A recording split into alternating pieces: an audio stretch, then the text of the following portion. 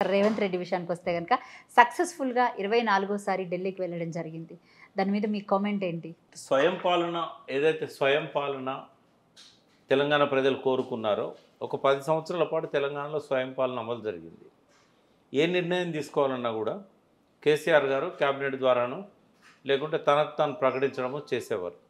కానీ ఇప్పుడు స్వయం పాలన నుంచి పరపాలన వైపు నడిపించారు రేవంత్ రెడ్డి.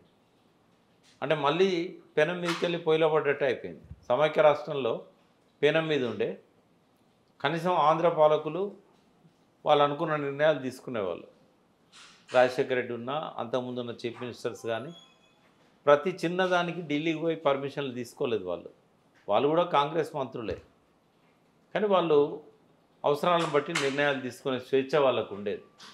కానీ రేవంత్ రెడ్డి పూర్తిగా ఇక్కడ పరిపాలన తీసుకుపోయి ఢిల్లీ పాలకుల పాదాల దగ్గర తాకట్టు పెట్టాడు. ఇప్పుడు ఏం దగ్గాలన్నా తుమ్మాలన్నా రాహుల్ గాంధీ చెప్తే తప్ప రేవంత్ రెడ్డి దానికి స్పందించే పరిస్థితి లేదు. ఇప్పుడు 10 నెలలు కూడా కాలేదు ఇప్పటికీ. 9 నెలలు అవుతుంది. 9 నెలల్లో 24 సార్లు పోయిండు అని అంటే ఎంత డిపెండ్ అవుతున్నాడు అనేది. సరే, ఇవాళ ఏమన్నా కేంద్రంలో హోంశాఖ ఆధ్వర్యంలో జరిగిన ముఖ్యమంత్రుల సమావేశాల వరకు దాన్ని మనం పర్మిట్ చేయొచ్చు, దానికోసం పోయిందంటే అర్థం చేసుకోవచ్చు. కానీ ఆయన ప్రతిసారి కూడా రాహుల్ గాంధీ సోనియా గాంధీని కలిసి ఇక్కడ రాజకీయాలు చర్చించి ఈవెన్ కార్పొరేషన్ చైర్మన్ పదవి ఇవ్వాలన్నా కూడా ఆయన చేతిలో ఆ స్వేచ్ఛ లేదు.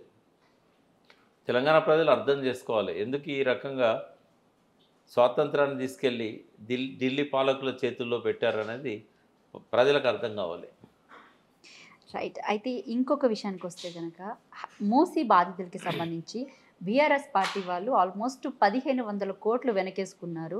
అందులో నుంచి 500 కోట్లు తీసి మూసీ బాధితులకు ఇవ్వచ్చు కదా అని రేవంత్ రెడ్డి ఒక ప్రెస్ మీట్లో మాట్లాడడం జరిగింది. 1500 కోట్లు ఎక్కడి నుంచి వచ్చినాయట? 3600 కోట్లు వీటికి ఇచ్చారు. ఏది ఎస్టీపీలకు. మొత్తం మూసీ మీద ఖర్చు పెట్టిందే 3600 కోట్లేమో దానికి పెట్టారు. స్ట్రాటజిక్ నాలా డెవలప్మెంట్ ప్రోగ్రామ్ అని చెప్పి వరదలను మూసీలోకి డైవర్ట్ చేయడానికి రోడ్లు ఇవన్నీ వేసిన ఇవన్నీ కలిపితే నాలాలను రోడ్ల కింద నాలాలు క్రియేట్ చేసి ఈ వరద నీరు అపార్ట్మెంట్లలో రాకుండా చేయగలిగారు. ఇవి మొత్తం కలిపితే 4600 కోట్ల వర్క్స్ కళ్ళ ముందు కనబడుతున్నాయి కదా. ఇప్పుడు ఆల్రెడీ ఎస్టీపీలు అన్నీ కూడా ఇనాగరేషన్ సిద్ధంగా ఉన్నాయి. చాలా వరకు పూర్తయినాయి, చాలా వరకు వర్క్ నడుస్తూ ఉంది.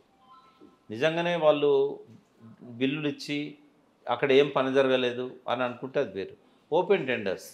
ఓపెన్ టెండర్స్లలో ఆ రకంగా తీసుకునే అవకాశం ఏమి ఉండదు.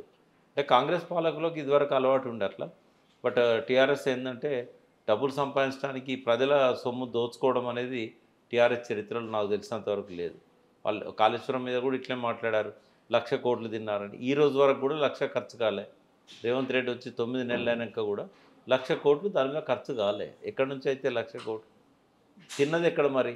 ఇన్ని రకాల స్ట్రక్చర్స్ కనబడతాయి మనకు. మేడిగడ్డ బ్యారేజ్ దగ్గర నుంచి మొదలు పెడితే కొండపోచమ్మ సాగర్ హైదరాబాద్ పక్కన ఉంది. ఇన్ని రకాల స్ట్రక్చర్స్ డబ్బులు పెట్టకుండా అయితే కావు కదా. మరి ఇవన్నీ ఎవరు చేశారు? కేసీఆర్ ఆధ్వర్యంలో ఆ 93-94 వేల కోట్లతోని జరిగిన పనులు కళ్ళ ముందు కనబడతాం. మూసీ విషయంలో కూడా అంతే. మూసీ విషయంలో ఒక రోడ్ మ్యాప్ ప్రకటించి దానికి తగ్గ ఏర్పాట్లన్నీ చేసే క్రమంలోనే ఆ ప్రభుత్వం పడిపోయింది. దాన్ని ముందుకు తీసుకెళ్లే బాధ్యత రేవంత్ రెడ్డి మీద ఉంది. కానీ వాళ్ళు ఇచ్చిన ప్రణాళికలో 1,00,000 కోట్లు కానీ 1,50,000 కోట్లు కానీ ఖర్చు పెట్టే ప్రణాళిక ఏది కేటీఆర్ గారు చేయలేదు. ఆయన ఒక పద్ధతి ప్రకారంగా ముందుకు పోయాడు. అదే కొంత సంయమనంతో వాళ్ళకు ఆల్టర్నేటివ్గా ఇల్లు కన్స్ట్రక్షన్ చేసి ఎవరెవరైతే ఆ సర్వే కూడా జెన్యూనిటీ అనేది కూడా ఇంపార్టెంట్. ఇప్పుడు నదులకు అసలు బౌండరీసే లేవు. మూసీ నది కూడా బౌండరీ లేదు. మరి ఇరిగేషన్ రెవెన్యూ వాళ్ళు కలిసి బౌండరీస్ క్రియేట్ చేశారు.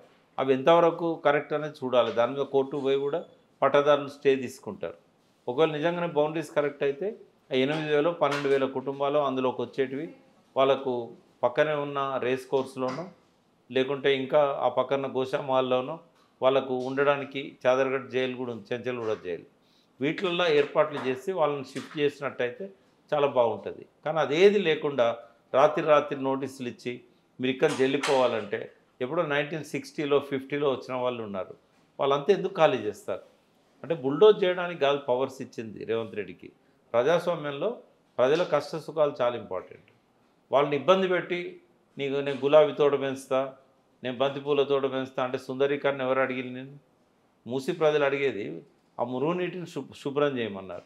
దానికి ఆల్రెడీ కేటీఆర్ గారే ఏర్పాట్లు చేశారు. ఎన్ని నాలాలు మూసిలో కలుస్తున్నాయి, ప్రతి నాలా మీద ఎన్నైతే చెరువులు ఉన్నాయో అక్కడి నుంచి వచ్చే ఆ వ్యర్థ జలాలు కెమికల్ కలిసినాయి, వీటన్నిటిని శుద్ధి చేయడానికే ఎస్టీపీలు పెట్టారు, సీవేజ్ ట్రీట్మెంట్ ప్లాంట్స్. అవన్నీ ఓపెన్ అయిన తర్వాత ఆటోమేటిక్గా మురుగునీటి బదులు మంచినీరు వస్తుంది. అందులో తాగడానికి పనికి రాకపోయినా గార్డెనింగ్కి ఇట్లాంటి వాటికి పనికొచ్చే నీళ్ళు వస్తాయి. వాటిలలో మురుగు ఉండదు కాబట్టి ఆ స్మెల్ ఉండదు. కాబట్టి అవన్నీ ఏర్పాట్లు ఇదివరకే అయినాయి. ఈయన పోయి బటన్ నొక్కడే తప్ప కొత్తగా ఈయన కట్టేది ఏం లేదు. టెండర్స్ అయిపోయినాయి, పనులు అయిపోయినాయి, రేపు ఎల్లుండో వాటి సిద్ధంగా ఉన్నాయి, ఇనాగరేషన్ సిద్ధంగా ఉన్నాయి. కాబట్టి టీఆర్ఎస్ తిన్నది లేదు, టీఆర్ఎస్ చెల్లించాల్సింది లేదు. హైడ్రాకి చట్టబద్ధత కల్పించడం మీద మీ కామెంట్ ఏంటి సార్? ఇంకా రాలేదమ్మా చట్టబద్ధత. గవర్నర్ ఆర్డినెన్స్ ద్వారా ఏదైతే ఇచ్చారో అదే అసెంబ్లీలో చట్టం కావాల్సిన అవసరం ఉంది నెక్స్ట్ సెషన్లో. ఆ చట్టం వచ్చినప్పుడు అపోజిషన్ వాళ్ళు దాన్ని ఆ చట్టబద్ధత గురించి కావాల్సిన సూచనలు చేయొచ్చు. బట్ హేస్టీగా తీసుకున్న నిర్ణయం అది. దాని వెనకాల రాజకీయ కోణం ఉంది, దాని వెనకాల ఆర్థిక కోణం ఉంది. ఇప్పుడు 3 రాష్ట్రాలకు ఎన్నికలున్నాయి, 2 రాష్ట్రాలు మొన్న అయినాయి, జమ్మూ కాశ్మీర్, హర్యానా. ఇప్పుడు ఇంకో 3 రాష్ట్రాలు మహారాష్ట్ర, జార్ఖండ్, ఢిల్లీ, ఈ రాష్ట్రాలు ఎన్నికలున్నాయి. వీళ్ళందరూ పెద్ద ఎత్తున డబ్బు అవసరం ఉంటుంది ఈ పార్టీలకు. మరి ఇక కాంగ్రెస్కు ఉన్న ఏకైక దిక్కు రేవంత్ రెడ్డి. ఎందుకంటే కర్ణాటకలో అంతర్గత తగాదాలున్నాయి. డీకే శివకుమార్ కానీ సిద్ధరామయ్య కానీ డబ్బులు పంపే పరిస్థితులు లేరు అక్కడ. కాబట్టి ఆ డబ్బులు పోవాలంటే సెలబ్రిటీ మీద దాడి చేయాలి, కన్వెన్షన్ కూలగొట్టాలి, బిల్డర్లంతా డబ్బులు పట్టుకపోవాలి. ఇది ఆర్థిక కోణం. రాజకీయ కోణం ఏంటంటే హైదరాబాద్లో ప్రజలు ఓట్లేసి గెలిపించింది బీఆర్ఎస్ ఎమ్మెల్యేని. కాంగ్రెస్ ఇంటర్నల్ సిటీలో ఒక్కరు కూడా గెలవలే. అవుట్స్కట్స్లో ఒక మల్రెడ్డి రంగారెడ్డి గారు గెలిచారు, రాజేష్ సింగ్ ఏమో గోషామాల్లో గెలిచాడు. ఇద్దరు తప్పితే ఓల్డ్ సిటీని పక్కకు పెడితే గెలిచిన ప్రతి సీటు బీఆర్ఎస్ది. ఈ ఎమ్మెల్యేలను పార్టీలోకి లాగే క్రమంలో హైడ్రాన్ తీసుకొచ్చాడు. ఏంటంటే కూలగొడుతున్నామనంటే పోయి ఎమ్మెల్యే దగ్గర కూర్చుంటారు ప్రజలు. ఎమ్మెల్యే పోయి ముఖ్యమంత్రిని అడుగుతాడు, నువ్వు నా పార్టీలోకి వస్తే నేను నీ జోలికి రానంటాడు. అట్లనే గాంధీ గారిని లాక్కున్నాడు. బట్ ఇక ఏ ఎమ్మెల్యే కూడా పోవడానికి సిద్ధంగా లేడు. ఈ మూసి హైడ్రా ఈ డ్రామాల వెనుక ఉన్న రాజకీయ కోణం ఎమ్మెల్యేలు లాక్కోవడం, ఆర్థిక కోణం ఢిల్లీకి పైసలు పంపడం.